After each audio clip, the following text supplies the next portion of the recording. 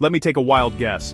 At the start of this year, you bought a brand new planner, stared at a blank page, and told yourself, okay, this is the year, this is when I finally get my money right. You probably even made a budget, felt that jolt of motivation, and then, well, life did what life does. And now, that budget is a distant memory, and you're back to that familiar stress, wondering where your paycheck vanished. That feeling of being defeated by your own bank account is just the worst.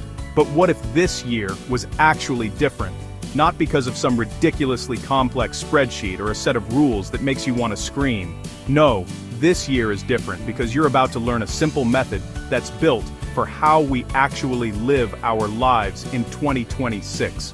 See, most budgets fail because they're fantasies. The ones that stick are automated and based on your real habits. This isn't about cutting out every single thing you love. It's about building a structure that gives you freedom, control, and a clear path to whatever you're saving for. So stick with me, and we'll build your 2026 budget from scratch, step by step. I promise, it's way easier than you think. Alright, first things first, we have to do the one thing most people avoid like the plague, getting brutally honest about where your money is actually going. You can't make a plan for your money if you're just guessing, and from now on, guessing is officially banned. So here's your first mission. For 1 month, you're a financial detective. Your only job is to track every single dollar. Before we can change anything, we need a baseline. First up, your income. I'm talking about your net income. That's your take-home pay after taxes, insurance, and everything else has been taken out. This is the real number you have to play with each month. If your income bounces around because you're a freelancer or work on commission, just pull up your bank statements from the last 3 to 6 months and find a conservative monthly average. Next, you're going to track every expense. For 30 days, you'll log every purchase. And yes, I mean everything. The morning coffee, that pack of gum, the subscription you completely forgot about, all of it. The best way to do this is to use what you already have. Your banking app or credit card statements are your best friends here. Most of them categorize your spending automatically. If you're old school, a simple notebook works just as well. The tool doesn't matter, the action does. You might be surprised by what you find. You might even be a little horrified. That's okay. This step isn't about judging yourself. It's about gathering data. It's about clarity. Because once you know the truth, you finally have the power to change it. This is the foundation for everything that comes next. So whatever you do, don't skip it. Once you've got a month of data under your belt, it's time to start giving those dollars a job. This is where a budgeting method comes in. Now, you could get lost in a sea of complicated systems, but for 2026 we're all about what's simple, sustainable, and actually works. The best budget is the one you don't quit. While there are intense methods like zero-based budgeting or the old-school envelope system, I want to introduce you to what I consider the gold standard for beginners, the 50-30-20 rule. This framework, made famous by U.S. Senator Elizabeth Warren, is loved for being so simple and flexible. It just splits your take-home pay into 3 buckets. First, 50% of your income is for your needs. These are the absolute, must-pay bills to live and work. Think rent or mortgage utilities, water, electricity, internet, basic groceries, not the fancy cheese, just the essentials for now. Transportation to get you to work, car payment, gas, or a bus pass. Insurance, and, this is important, the minimum payments on your debts. Next up, 30% is for your wants. This is the fun bucket. It's all the lifestyle stuff that makes life worth living. This includes restaurants and takeout, hobbies and entertainment, that Netflix, Spotify, and gym subscription combo, shopping for clothes you don't strictly need, vacations and travel. Finally, the most important part, 20% goes to savings and debt repayment. This is the category that builds your future. This is you paying yourself first. This bucket covers building your emergency fund, so a flat tire doesn't wreck your life. Saving for retirement in a 401k or IRA, making extra payments to kill off your debt faster, saving for huge goals like a down payment or a new car.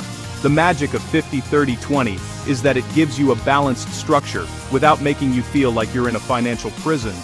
It makes sure you're building for the future while still letting you have a life. Okay, now for the fun part. Let's actually build this thing.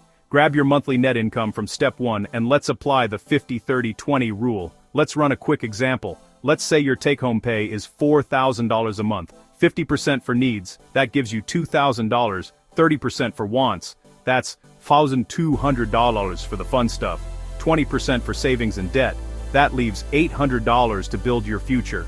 Now, look at the spending you tracked in step 1. How does it line up with these new buckets? Add up all your needs. Is the total at or below your 50% target? Do the same for your wants. And what if your numbers don't fit?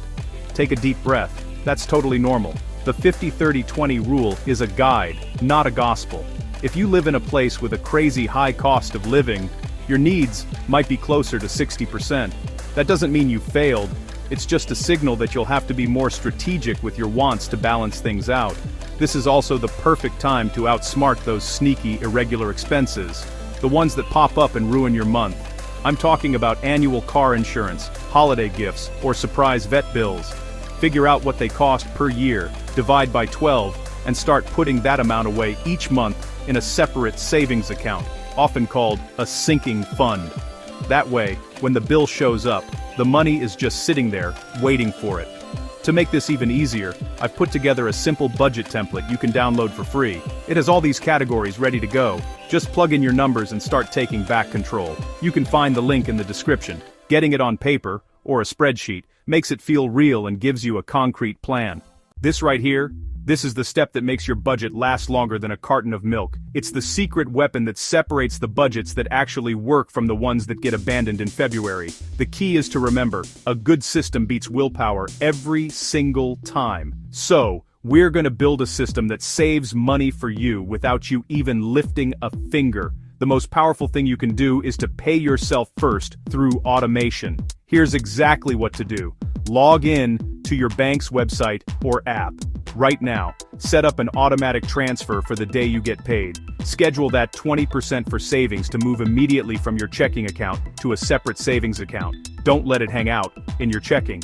Don't get tempted by it. When you move it right away, you'll naturally learn to live on what's left. Even a little bit makes a huge difference. Saving just $65 from a bi-weekly paycheck adds up to over $1,500 in a year. Imagine what your full 20% can do. And for 2026, be smart about where that savings goes. Look into a high-yield savings account, YSA, to make sure your emergency fund is earning as much interest as possible. For longer-term goals, you could also explore something like a certificate of deposit, CD, to lock in a good interest rate. While you're in there, automate your retirement savings. If your job offers a 401k with a match, you need to contribute at least enough to get the full match. It's literally free money. Set it up with HR so it comes directly out of your paycheck before you can even miss it. When you automate your savings, you stop having that daily debate of, should I save this or should I buy that? The decision is already made. Your system is quietly working for you in the background, making sure you're always moving closer to your goals. The final crucial step is to realize that a budget isn't a set it and forget it kind of thing. It's a living, breathing tool that has to change as your life changes. Think of it as a roadmap. Sometimes you're going to hit a detour, and you'll need to adjust. That's why checking in regularly is non-negotiable. Set aside maybe 20 minutes once a week or every other week for a quick money check-in. Look at your spending. Are you staying on track with your 50-30-20 goals? Where did you overspend? And hey, where did you underspend?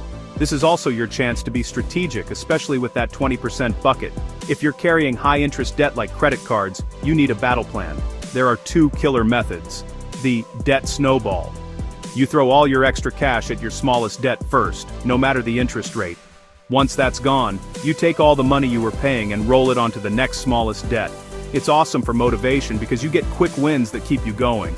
The debt avalanche. With this, you target the debt with the highest interest rate first. From a pure math perspective, this will save you the most money in the long run. Honestly, both work. The best one is the one that gets you fired up to stick with it.